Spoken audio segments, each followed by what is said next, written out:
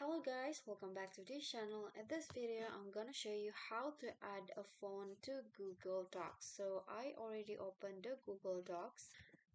Then what you need to do is to add a more phone, you need to go to the phone tab first. So here at the top, here is the phone menu.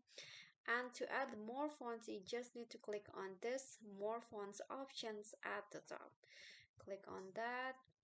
Then Google Docs will direct you to this choice of fonts, and you can just choose which one that you want to add to your Google Docs. So let's say I want to add this Playfair display. So just click on a phone and click on OK. Then after that, if you click on a phone, the phone that you choose has been added to your Google Docs here to the list of the phone.